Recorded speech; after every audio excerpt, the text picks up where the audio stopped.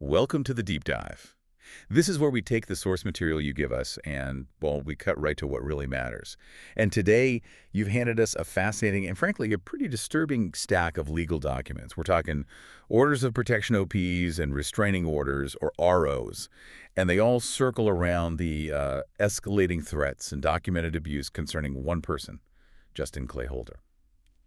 So our mission today is really laser-focused. We're going to examine how these civil filings, which, started as these deeply personal hidden stories of manipulation, how they turned into a verifiable legal record. And it was this rapid convergence of documents that really forced systemic accountability. That's the key word right there, rapid. When you look at the timeline, what just jumps out is the pace. These weren't, slow, unrelated court actions. They were filed in this rapid-fire succession. We're talking 3 major legal filings within 3 days of a pivotal TBI raid. 3 days. Yeah. And that collective action created this undeniable legal paper trail. It moved the whole situation past just accusations and squarely into documented, investigated action. Action that, from what the sources say, is moving directly toward an indictment. Okay, let's unpack this. And to really get the weight of those filings in June, we have to start at the beginning. We have to go back to that initial narrative that broke the silence in late March. That's the foundation for everything. That raw account from the woman the documents call the affair partner, she wasn't just, describing a bad relationship. She was laying out a blueprint of calculated manipulation. Exactly. Her account details this grooming process, which began with what sounds like, just excessive praise, but it was a strategy to build dependence. And from there, it just escalated. Blurring professional and personal lines, inappropriate messages, nude exchanges. It's a classic pattern. It moves fast to isolate and control the target. And if you look closer at the red flags she pointed out, it went way beyond just the affair. She documented him communicating inappropriately with other women. His obsessive behavior around her minor child, and this is really disturbing, the detail that he kept explicit images of another ex-partner, it just shows a pattern of violating boundaries. And crucially, her account introduced the element of physical danger. That's so important for understanding why everything happened so fast later. It did. She specifically mentioned veiled threats that involved a gun. And that's the moment the whole narrative shifts from, say, emotional abuse to a real documented fear of physical harm. Her decision to finally speak out, to call Holder a narcissistic predator, that was the catalyst. And you can see how that one voice just created this snowball effect, Yeah. Other victims started coming forward, and it forced law enforcement to widen their investigation. So that personal story, that spark, it moves from a public narrative to hard legal action in June of 2025. Which brings us to ex-spouse number 2. Yeah. She files a petition for an order of protection on June 7th, 2025. And the timing here is just so critical, just really shows the urgency she was feeling. And maybe we should clarify that for a second. We use OP and RO a lot. An order of protection is basically a temporary civil court order. It's designed to give you immediate safety from things like domestic violence, stalking, harassment. So it legally forces the other person to stay away. Exactly. No contact, can't come near you. And it can even enforce things like temporary custody or make them surrender firearms. Okay, that's a key distinction. Yeah. And ex-spouse 2 filed this OP just 1 day after a huge violent escalation from Holder, his second suicide attempt. We really need to break down the 2 different attempts that are mentioned in the sources to get the full picture of the danger. Okay, so the first one was back on March 29th. That happened right after the affair partner first broke her silence. He sent these alarming texts. Law enforcement found him with a gun, and he was institutionalized. And that was directly linked to the exposure. Directly. Now you compare that to the second event on June 6th. This was much more focused. It happened immediately after the Tennessee Bureau of Investigation. The TBI raided his home. And the TBI getting involved, that's a big deal. That signals a serious criminal investigation was already happening. We're talking major felony charges. Right. So the raid happens, and his response is to overdose on pills, get in his car, and drive under the influence, and leave suicide notes. And in the notes, he explicitly blames ex-spouse number 2 for everything, for his actions, for the investigation itself. Precisely. And that shift from just general self-harm to specifically blaming one of his victims, that's crucial. In his mind, she became the target for all his anger and potentially his violence. Which is why she filed the OP the very next day. Of course. Her filing wasn't just about, custody or general safety. It was a desperate move to create a legal shield against someone who had just publicly targeted her in a suicide attempt. Her legal filing also gave these crucial details that connected Holder's behavior directly to what the TBI was investigating.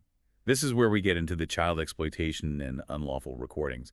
The petition mentions a nude image of a minor child being obtained and disseminated, and non-consensual recordings of adults. And this is where the paper trail crashes right into physical evidence. That TBI search warrant on June 6th, it was validated by the exact behavior she's describing in her petition. They seized a hard drive, Right. and the source material details what they found. It's staggering. Voyeuristic videos, recordings made in a bathroom, and something just deeply disturbing. A nanny cam that had been repurposed to film a woman undressing. I just want to pause on that for a second. The seizure of that hard drive. An OP is a civil tool, right? But what it did here was provide civil court validation for the criminal evidence the TBI had just found. That's a fantastic insight. It links the ongoing personal threat she felt directly to concrete crimes. It just moves the whole case past he said, she said. Completely. The existence of that hard drive full of that content, it's undeniable proof. It proves a pattern of criminal violation of privacy. And that evidence completely validates the extreme safety measures ex-spouse 2 was already taking. Absolutely. The petition confirms she was living defensively. She had installed extra locks, put up more security cameras, she was carrying pepper spray. Wow. And she had even formally asked the police for a special watch on her home. The events of June 6th, the DUI, the suicide notes, it just confirmed all of her worst fears. Okay, so now we get to the next legal action. This is filed just 2 days after that TBI raid. On June 8th, the affair partner, the woman who first spoke out, files her own order of protection. And this is where the system starts to see a truly unified pattern. It's the second documented voice adding weight. She's reinforcing the harassment claims, but her petition focuses on these direct, chilling threats of lethal violence. And the specifics she lists are visceral. Yeah. She details direct threats, including Holder telling her explicitly that he could kill her and, quote, make it look like an accident. That phrase alone, that's not just random anger, that's calculated, it's premeditation. The source material also details specific instances where he threatened her with a knife and with a handgun. But the most dramatic detail of all, she describes a time where he held a gun directly to her and said it would be over quickly. I mean, that shifts the whole narrative from potential danger to immediate active lethality. She's documenting a near-death experience for the court. And that explains the absolute terror she describes in the filing. Of course. She genuinely believed he blamed her for everything, the exposure, the TBI raid, all of it. And she was terrified of immediate, violent retaliation. So her OP request was very specific. How did she ask for? 0 contact, a mandated stay-away order, and explicit protections for both herself and her minor child. Which brings us to the third legal action in this 3-day whirlwind. This is June 9th, 2025.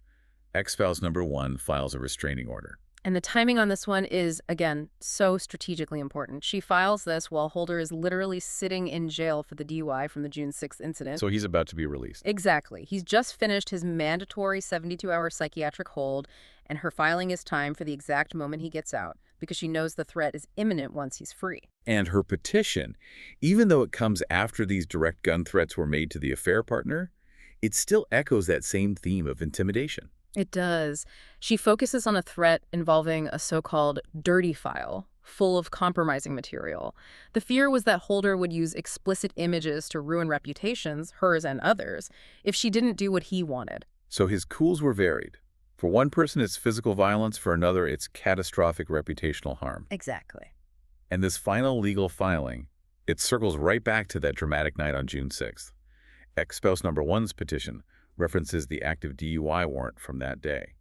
And it mentions the crucial final text message Holder sent as police were closing in. The message was just 3 words. They got me. And that phrase is just so revealing. I mean, he wasn't just acknowledging a DUI arrest. You have to look at the context. The TBI had just raided his house. They'd seized the hard drive. The civil filings were coming. That text, it was a moment of absolute acknowledgement that his entire web of threats, of manipulation, of crimes, it wasn't hidden anymore. The system had finally caught up to him. So what does this all mean? We have this incredible cascade of events. One victim speaks out, which triggers a criminal investigation.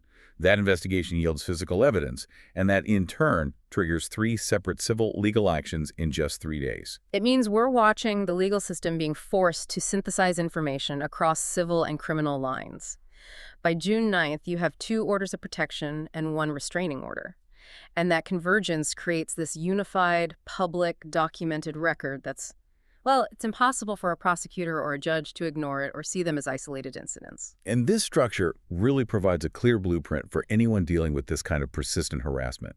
You can see the process. Personal victim statements Mm. led directly to a law enforcement search warrant, which led to the seizure of that physical evidence, the hard drive. That whole process, captured in these court filings, is what moves a case toward criminal prosecution. And the relevance to you, our learner, is really the power of documentation. This stack of documents is proof of concept. It shows how documenting specific persistent threats and filing the right civil orders can kickstart a major state-level criminal investigation. It moves the whole conversation beyond just ignored warnings or internal reports and toward concrete evidence-based accountability. At the end of the day, this deep dive is the story of how that single voice, the one that broke the silence, became the cornerstone for everything that followed. Her first step ensured that all this danger and criminal activity wasn't just rumor. It was formally entered into the legal system. And the source material really shows us that even when a system fails to see the early warning signs, and we've heard that it did, a persistent, detailed, legally documented narrative can eventually force that system to act, to seize the evidence and be decisive. And that leaves us with an important question for you to think about. When is documentation most effective? Is it when you're documenting threats long before the system is even ready to listen? Or is its true power only unlocked when the evidence becomes so overwhelming that the system's response is no longer a choice, but an absolute inevitability?